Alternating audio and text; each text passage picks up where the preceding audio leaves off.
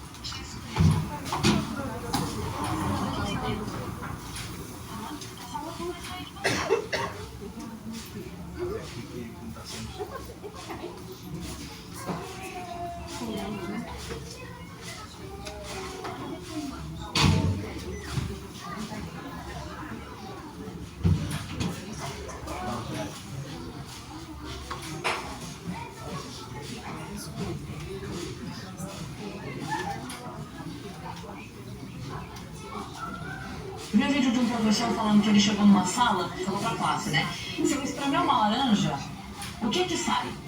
Aí a minha amiga assim, perguntou, tipo de laranja? Aí ele falou, muito bem. Tipo, é uma pergunta idiota, mas era a resposta que eu estava buscando. Você espremendo uma laranja, muito forte, sai suco de limão? Eu não. Falei, não. A gente oferece aquilo que está dentro. Então, quando você é espremido, você oferece, você bota pra fora aquilo que tá dentro de você. Então não importa o quanto te espremam, você tem que estar certo do que tem dentro pra saber o que vai sair de você. Então, por que eu trouxe essa fala da Cris Paiva? Eu gosto muito do Sermão da Montanha. E o capítulo 5 desse sermão, ele tem lições emocionais para cada um de nós. O contexto que eu mais trabalho dentro de um consultório são as questões emocionais. Depressivos, ansiosos, estressados, é tudo uma questão emocional. Como eu consigo lidar com essas questões? E eu falo para os meus pacientes o seguinte: o seu maior inimigo é você mesmo. Não é o outro, não é o que o outro faz com você ou o que o outro deixa de fazer com você, mas o que você deixa sair de você. É o caso que nós estamos falando aqui com relação à laranja. Se eu exprimo uma laranja, só vai poder sair suco de laranja. Tem um filósofo que ele diz que há dentro de nós dois cães. Um é feroz, amargo, o outro é tranquilo, apaziguador. Aí ele pergunta, se há dentro de nós esses dois cães, qual que vai vencer? Aí ele diz, aquele que você mais alimentar. E Jesus, no Sermão da Montanha, ele traz esses contextos. Então vamos lá. O Sermão da Montanha e os contextos psicológicos. E ele começa assim, ouvistes o que foi dito aos antigos, não matarás, mas qualquer que matar será réu de juízo. Eu, porém, vos digo que qualquer que, sem motivo, se encolerizar contra seu irmão, será réu de juízo. E qualquer que chamar a seu irmão de raca, será réu do sinédrio. E qualquer que chamar de louco, será réu do fogo do inferno. A gente tem aqui um sentimento, cólera.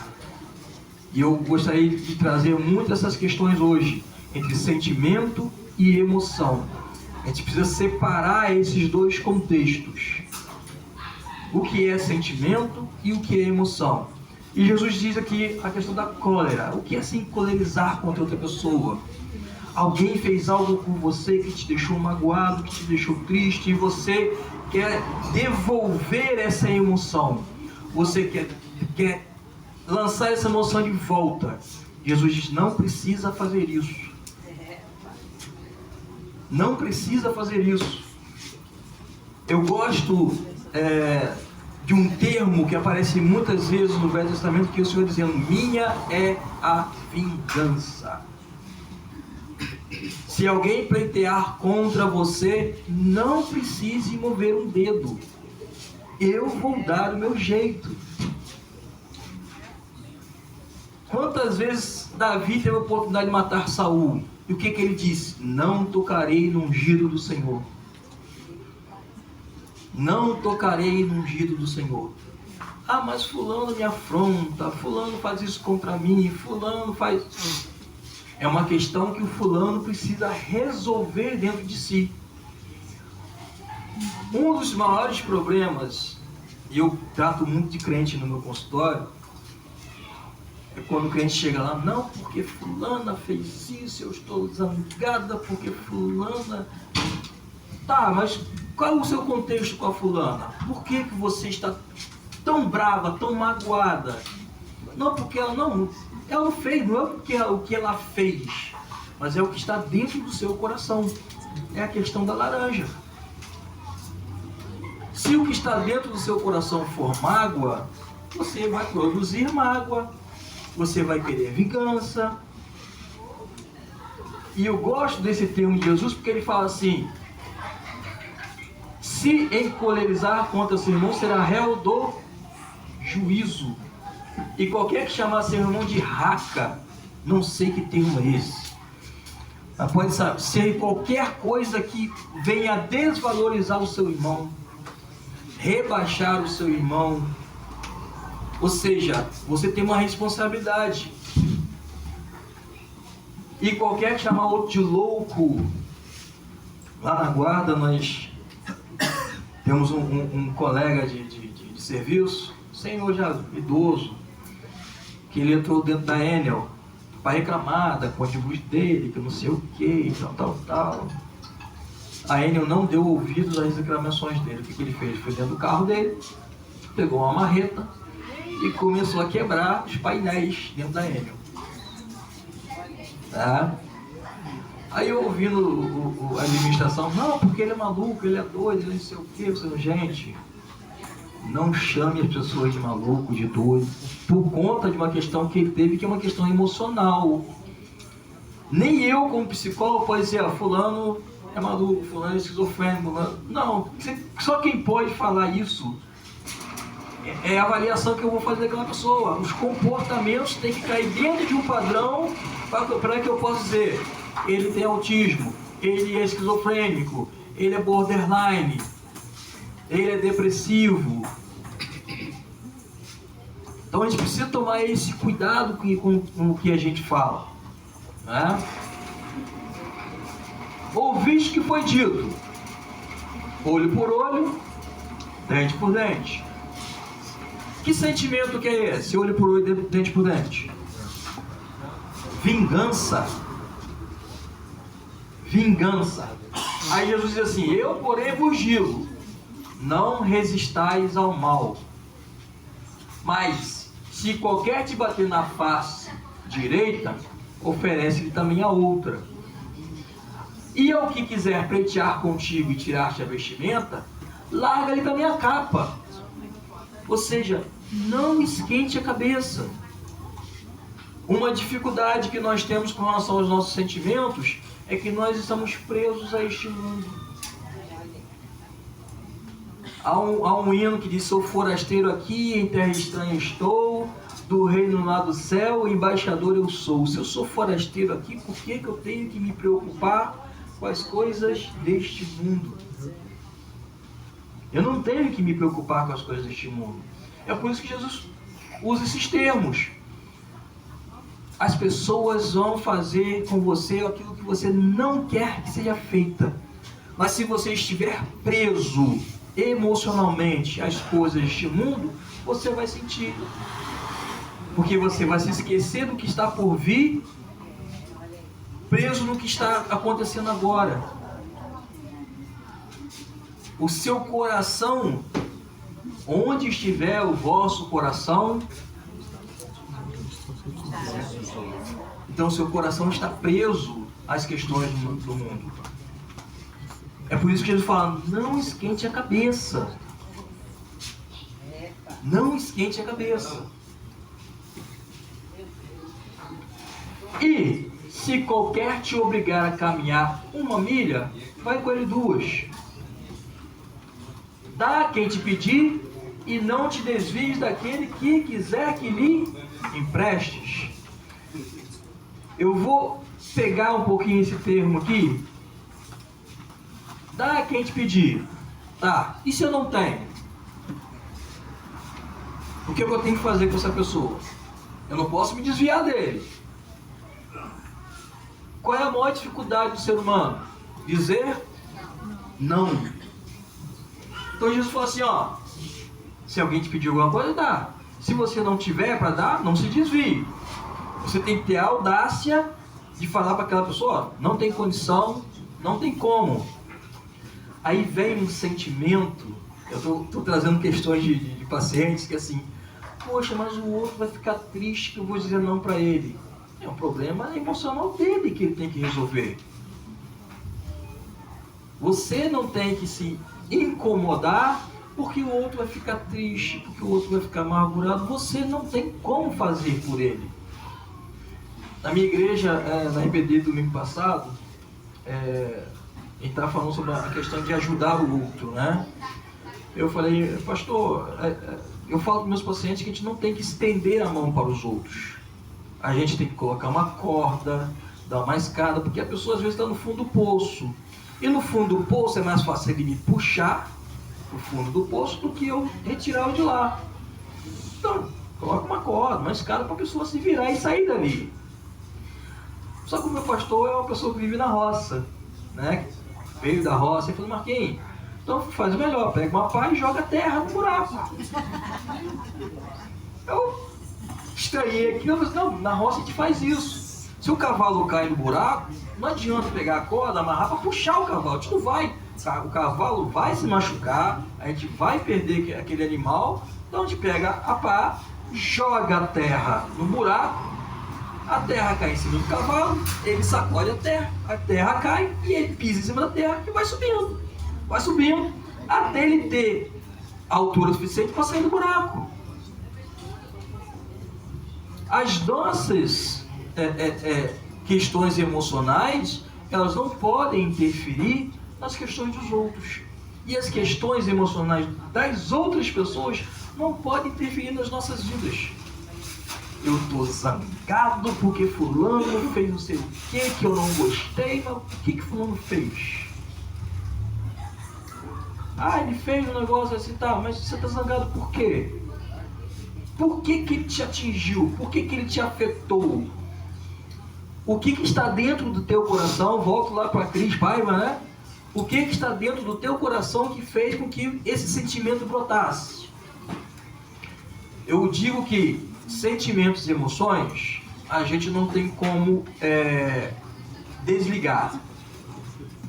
Alguém faz alguma coisa comigo, eu fico zangado. É o meu direito ficar zangado. É o meu direito ficar zangado. Como é que Jesus fez lá no templo? Viu aquele monte de vendedor no templo, pegou o chicote, começou a açoitar e botou todo mundo para fora. Mas foi aquele momento. O zelo dele fez aquilo. O zelo dele pelo templo fez aquilo. Ou seja, eu tenho direito de me zangar. Paulo fala isso, irai-vos, mas não jogue o prato no seu marido. Você tem direito de se zangar, mas não tem direito de jogar o prato no marido. Você vai quebrar o prato, tem que comprar novo. Tem gente rindo ali. Vai ter que comprar prato novo. Por quê? Porque a emoção ela vai brotar dentro de você, não tem como segurar, mas você precisa controlar. E é isso que Jesus está falando aqui. Essa é uma aula que Jesus dá para a gente de controle e inteligência inteligência emocional? Controlar a minha emoção é eu entender que estou zangado, eu entender que eu estou irritado, né? E deixar essa irritação vir à tona. Ela precisa vir à tona. Emoções não foram feitas para serem guardadas. Que à medida que te guarda as emoções, a gente vai se machucando, a gente vai adoecendo. As doenças são causadas por emoções e sentimentos.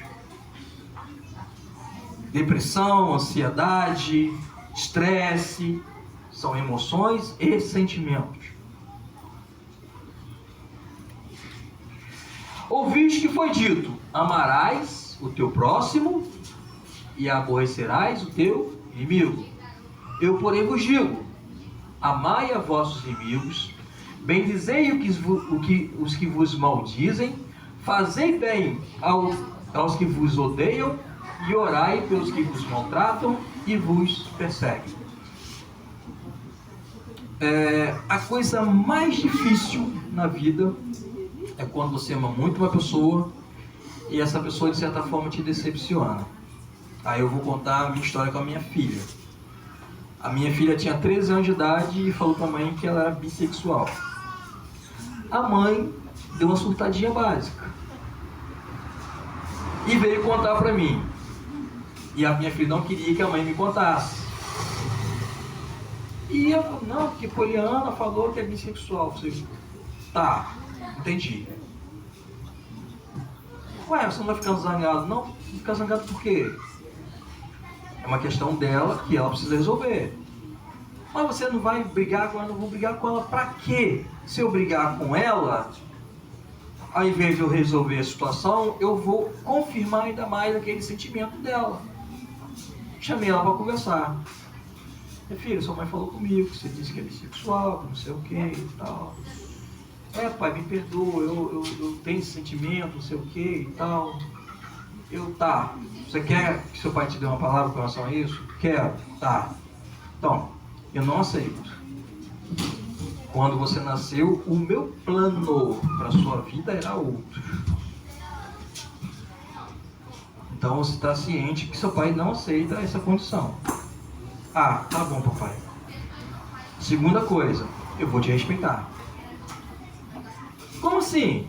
Ué, não quer dizer que eu não aceite a condição emocional que você vive agora, que eu vou te respeitar. Que eu vou viver falando pra você que você é isso, que você... Não, eu vou te respeitar. É o que o pai faz com o filho pródigo. Me dá parte dos bens que me pertencem. Ele pega e vai embora. O pai respeitou. O pai queria aquilo? Respeitou, ele foi embora. Quando o filho volta, o que o pai faz? Abre os braços. Com 15 anos de idade, ela vira: papai, eu falo, sou bissexual, mas não. Eu falei: que bom, minha filha, mas por que você tomou... Você repensou essa situação? Não, pai, porque Deus não me criou assim. E eu entendi que o Senhor me deu o tempo suficiente para eu analisar exatamente aquilo que para o qual Deus me criou.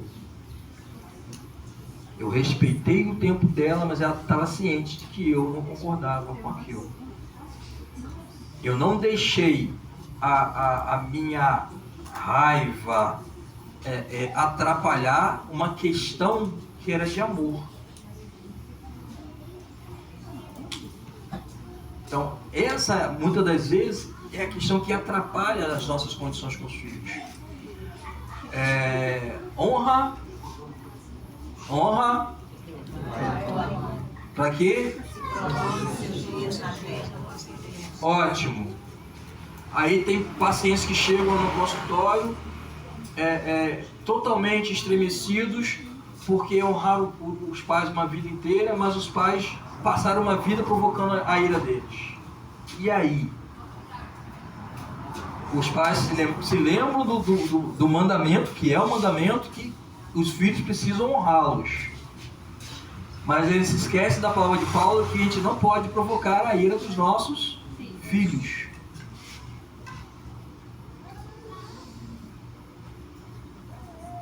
Estamos entendendo aqui?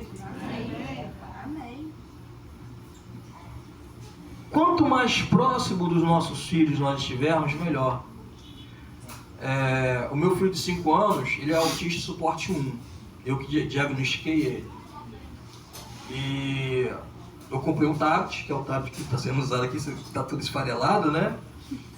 E eu estava no consultório e de repente minha filha sobe. Minha filha é o maior X9 que tem lá em casa. Sobe com o tablet. Pai, ele estava com o tablet com o celular ao mesmo tempo, o tablet caiu, quebrou, não sei o quê. Eu chamo ele lá. Aí ele sobe. Aí ele sobe já, porque ele entendeu que eu sou a autoridade na vida dele. Eu falei assim, você deixou o tablet cair? Ele, eu deixei. Então, a partir de hoje, não tem mais tablet para você. Acabou. Você pode vir aqui, chorar, se jogar no chão, fazer o que você quiser. Não tem mais tablet. Acabou. Você entendeu? Tá, papai, entendi. Ok, 10. Não gritei, não bati nele. Ele já entende que eu sou a autoridade na vida dele. Ele já entende que a minha palavra tem peso. Porque antes dele quebrar o tablet, eu comprei o tablet para poder atender pacientes online, né? Eu tenho paciente em São Paulo, Fortaleza, já atendi a Tati na França, né? Então ele sabe que eu uso o tablet para os pacientes. Quando ele chega, que ele vê que eu estou com o paciente, ele nem pede, já desce. Então ele sabe que eu sou autoridade na vida dele.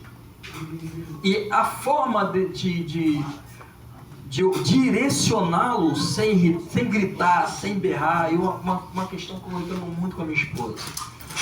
Ela não sabe disciplinar sem ser na base do grito. Sabe o que acontece quando a gente grita com alguém? A gente desperta um alerta. Esposas que gritam com os maridos, né? Vocês estão despertando nos seus maridos um estado de alerta, de briga. Tem como resolver sem gritar? Tem como resolver sem gritar. Você pode resolver na base da autoridade, sem berros? Tem. Porque isso é amar. Isso é amar. Amarás ao teu próximo como a ti mesmo. Tá, aí eu pergunto. Aí é uma pergunta geral aqui. Quantos amam o seu próximo? Quantos amam o seu próximo? Ok, ótimo. Não precisa levantar a mão agora para a próxima pergunta, não.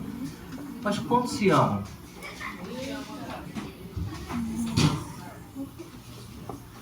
Eu não posso amar o meu próximo, não posso dar ao meu próximo algo que eu não tenho por mim.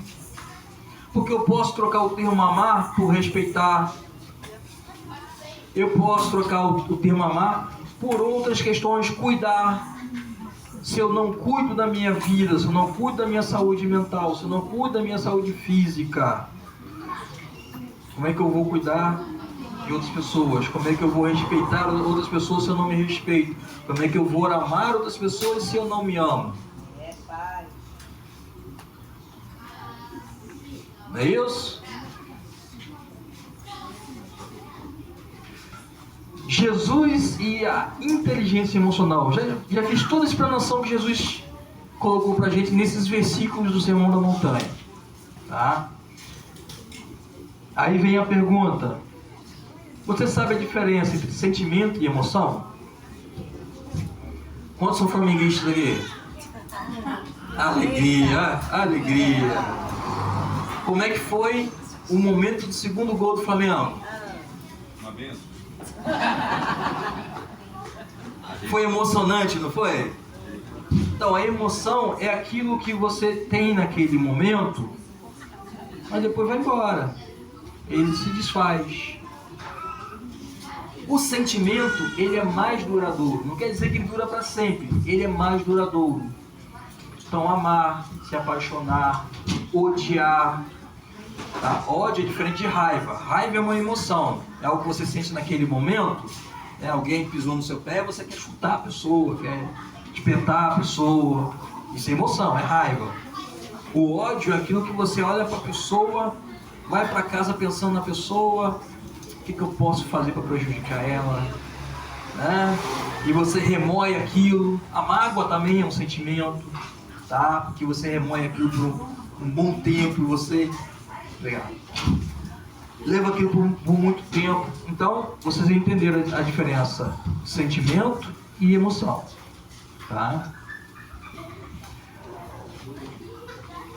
Prestem muita atenção agora.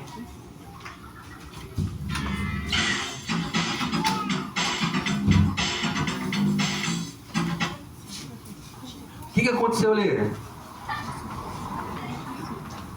Como é que a pessoa saiu? Imagina essa pessoa na hora que ele colide com o carro, que ele consegue dar uma cambalhota e cair em pé. O susto. O susto, ele é duradouro? Ele é um momento. Aquele momento. Você sentiu o susto, daqui a pouco você dá aquela baixada de adrenalina, né?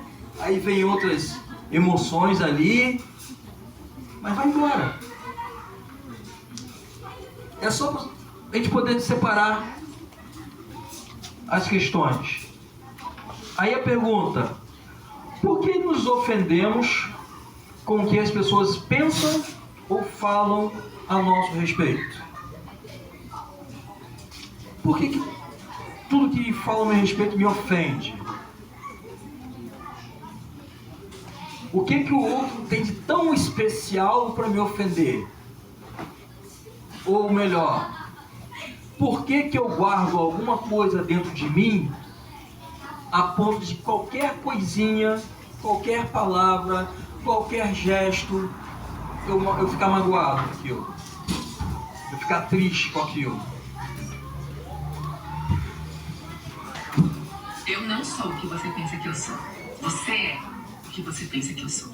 Esse vídeo é sobre julgamento e neurociência. Seu cérebro não percebe a realidade, ele constrói a realidade. Cada vez que você olha para alguém e forma uma opinião, seu cérebro não está registrando fatos. Ele está criando uma história baseada nas suas experiências, nas suas crenças, nos seus medos. Existe uma coisa que chama viés de confirmação. É o seu cérebro buscando ativamente as informações que confirmem o que você já acredita e ignorando todo o resto que contradiz. Se você acha que alguém é arrogante, por exemplo, o seu cérebro vai filtrar cada comportamento dessa pessoa para confirmar isso. Um silêncio vai virar desprezo, uma conquista, exibicionismo, tudo se encaixa na narrativa que você já construiu. Quando você tem uma opinião, o seu córtex pré-frontal fica menos sensível a evidências contrárias. É como se o cérebro desligasse a capacidade de mudar de ideia. Ele antecipa o que você vai ver baseado no que você já sabe.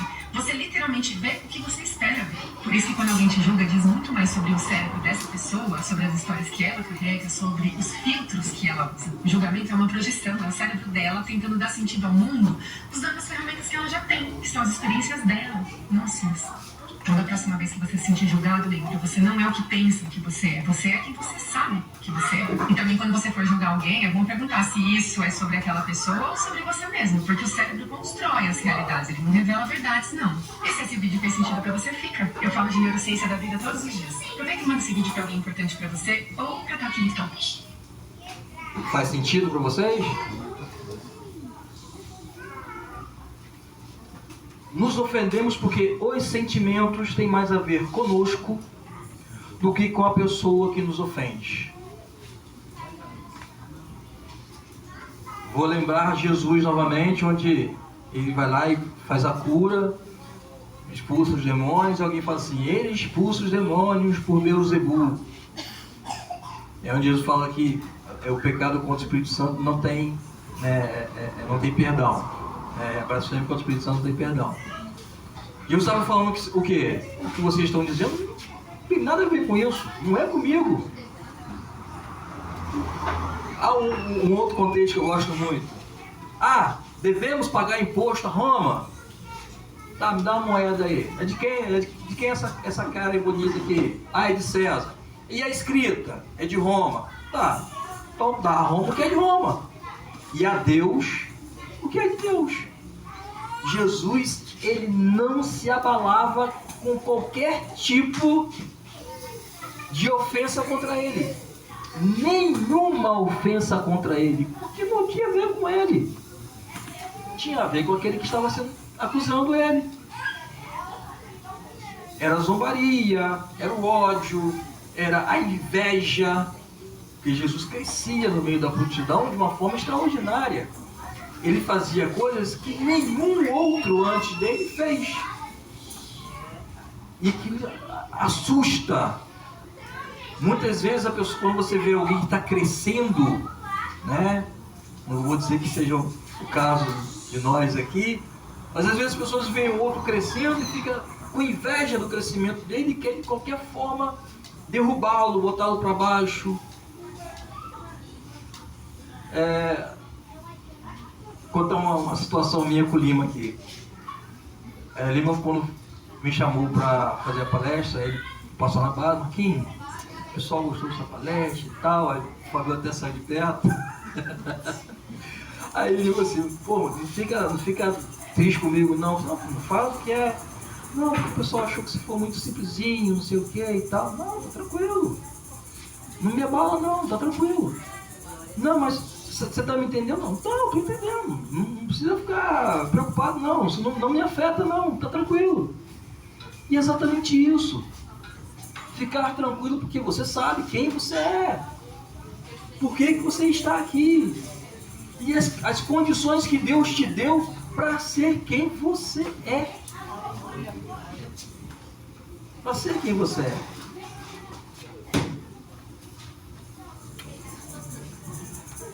E o Senhor disse a Caim, por que tiraste? E por que lhes caiu o teu semblante? Se bem fizeres, não é certo que serás aceito?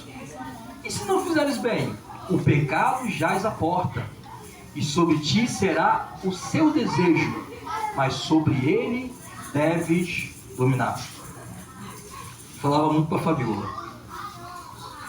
Você tem duas opções. Ou você deixa as suas emoções te dominarem, ou você domina as suas emoções. Me digam, o que Abel fez para Caim? Nada. Mas ele estava irritado, ele estava com ódio mortal, e Deus percebeu isso. E o pecado no coração dele era esse ódio. E Deus fala, ó, ou você domina, ou você é dominado. Quem já teve um ataque de raiva? O que acontece quando a gente tem um ataque de raiva? Parece que a visão escurece, a gente vai e faz tudo aquilo que a gente não deveria fazer, porque a raiva está ali te dominando, fazendo com que você fale coisas que não deveria fazer, tenha comportamentos que não deveria ter, e quando a raiva vai embora, aí você põe a mão na cabeça e se pergunta, o que eu fiz? Porque você deixou a sua emoção te dominar, deixou o seu sentimento te dominar. Aí vem a pergunta, mas por que o outro me ofende? O outro me ofende porque ele tem todos esses problemas que nós acabamos de falar. Todas as questões emocionais, ele não consegue olhar para você e te ver como uma pessoa igual. Ele não consegue olhar para você e perceber que, independente de quem você seja, ele é ele. Essa é a grande questão do ser humano. É a questão partidária, é a questão de muitas religiões, como nós temos os muçulmanos, né? Que é uma questão de ódio realmente contra os cristãos. Então não tem a ver conosco, tem a ver com eles, a forma como eles não conseguem trabalhar as questões emocionais deles. Vou passar isso aqui porque a psicóloga atrás já falou sobre essa questão. Aí a pergunta que eu quero fazer para vocês não precisam me responder, tá? Qual é o sentimento que te representa? Qual é o sentimento que você não consegue se desapegar dele? Não consegue fazer com que ele seja enterrado? Ou que ele seja colocado aos pés da cruz? Já que nós estamos falando de um contexto bíblico. Colocar aos pés da cruz. Raiva, mágoa, Todos nós temos alguma coisa, todos nós temos um sentimento que é uma fraqueza pra gente. E nós precisamos trabalhar isso. Você já percebeu que toda pessoa tóxica é feia? Tem uma coisa que ninguém fala, mas eu, como sempre, eu falo. Você já percebeu que pessoa tóxica geralmente é feia? Calma. Não é feia do rosto que eu tô falando, é feia de alma. Porque tem gente que você até olha e pensa, é bonito, pena que abriu a boca. E é impressionante, a feiura emocional ela é tão potente que às vezes até distorce a estética.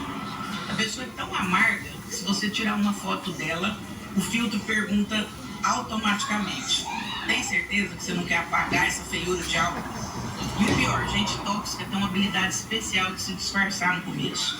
Tem sorrindo, cheiroso, educado. Aí você vai convivendo e pá, descobre que aquilo ali tinha mais mofo emocional do que beleza interior. Porque feiura de verdade não está na simetria do rosto, está no caráter desalinhado, no egoísmo que escorre, na incapacidade de reconhecer o outro. Está na inveja velada, no desdém gratuito, na incapacidade crônica de celebrar o sucesso alheio. A psicanálise explica, mas eu traduzo. Pessoa tóxica é feia porque está sempre tentando te apagar para ver se brilha um pouquinho. Mas não brilha, só dá mais sombra. E aí vem você. Você que tem luz, que pode ser bonito de verdade, de dentro para fora. Mas o que faz? Fica ali, gastando energia, tentando entender, tentando cuidar, tentando salvar, tentando consertar a gente tóxica. Meu amor, tem coisa na vida que não é para entender, é para evitar. E gente assim, a gente corre. Você não tem responsabilidade pela feiura emocional de ninguém. Você quer salvar o mundo? Ótimo. Mas antes, salve a si mesmo. E como que a gente se livra dessa fauna de gente tóxica? Com a arma mais poderosa que existe, o foco em você. Quando você começa a cuidar das suas belezas, da sua paz, do seu brilho, dos seus limites, a pessoa tóxica não aguenta. Ela espirra igual vampiro no sol. Ela some, ela derrete. Porque quem vive de sombra não suporta a luz de quem se encontrou. Então, por amor à sua estética emocional, eu te deixo essa dica. Quer ficar mais bonito? Comece eliminando quem te deixa feio por dentro. Beleza não é filtro. Beleza é saúde afetiva. É saber dizer não. É se priorizar. É se olhar no espelho e reconhecer que merece mais. E a pessoa tóxica? Essa você deixa pra lá com seus próprios espelhos quebrados. Eles já se entendem. Perguntas?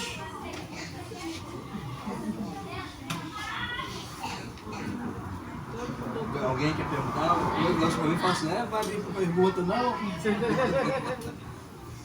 Alguém quer perguntar alguma coisa? Então, para encerrar, André Vermont, tá? Gosto muito dela. Tem uma frase de Jesus que me chamou muita atenção. Jesus disse: sejam simples como as pombas, mas astutos como a serpente. Me explica agora em que momento da sua vida você decidiu ser sua pomba. Doce, inocente, pronto para ser enrolado e vítima de qualquer um. Acorda. Bondade não é burrice. Humildade não é passividade. Você está confundindo ser legal com ser bobo. E posso te dar uma dica? Tem gente esperta que percebe isso rapidinho e usa.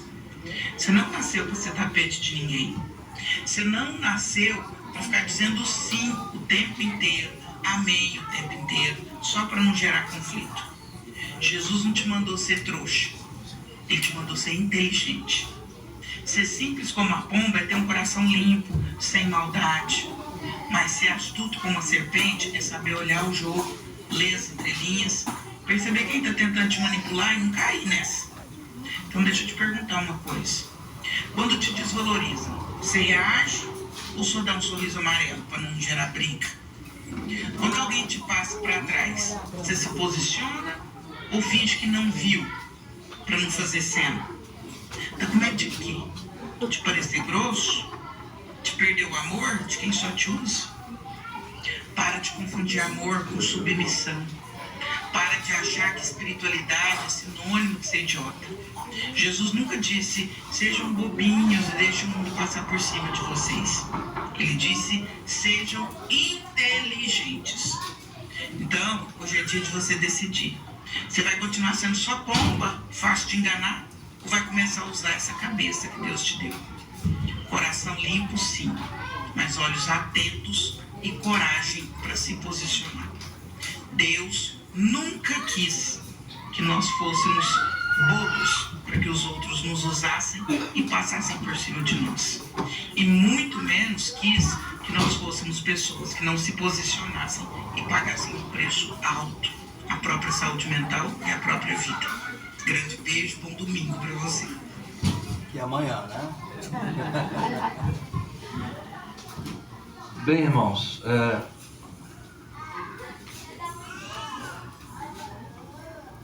há uma decisão em nossas vidas que ela tem 3 instâncias.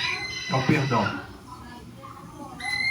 O perdão de Deus, né? O perdão entre nós e o auto-perdão. Toda vez que eu vou trabalhar com os pacientes para perdoar os pais pelo que eles fizeram, perdoar alguém que fez mal para essa pessoa, ela consegue perdoar. Mas quando é o auto-perdão, há uma dor tão grande que tem paciente que leva 1 ano para conseguir entender que certas dores dela é porque ela não conseguiu se perdoar de certas questões. Então, Deus vai estar sempre olhando por nós. Você se arrepende e Ele vai te perdoar. Nós conseguimos perdoar uns aos outros. Mas quando é eu me perdoar, aí vem aquela questão, eu me perdoar, eu me amar, eu me respeitar, eu me cuidar. Nós somos negligentes nessa área.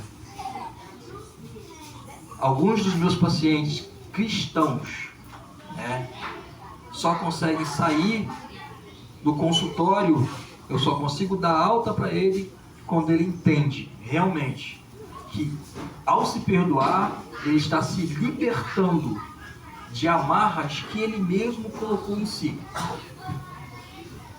Amarras que muitas vezes está dentro de todo esse contexto do Sermão da Montanha. Não adianta eu amar o meu irmão se eu não consigo me amar. E isso é visto muito claramente quando qualquer coisa que falam, qualquer coisa que façam, me magoa, me atinge, me afeta. Então, muitas das vezes, quando alguém tem uma baixa autoestima, é porque ainda há dentro do seu coração alguma coisa que ele faz contra ele mesmo. Há muitos anos atrás, muitos séculos atrás, a Igreja Católica tinha um costume chamado autoflagelo. Aquelas pessoas que não conseguiam lidar com seus pecados e pegavam e se escoteavam, porque achavam que era a forma de se livrar dos seus pecados, mas eles não se livravam dos seus pecados, só aumentavam ainda mais um vício, porque eles iam lá, pecavam, pegavam os chicotes, se batiam porque achavam que aquilo ia salvar as suas vidas. E muitas das vezes nós fazemos isso com a gente. Nós nos martirizamos emocionalmente, porque não entendemos que nós precisamos olhar os contextos das nossas vidas, nos perdoar, porque quando nós nos perdoamos, a pessoa pode chamar de raca, de louco, o que quer que seja, porque não vai mais te afetar. Muito obrigado pela oportunidade e espero que os irmãos possam ter entendido, tudo que foi colocado aqui, e aguardo uma próxima oportunidade para poder trazer mais de questões psicológicas para vocês dentro do contexto bíblico. Obrigado.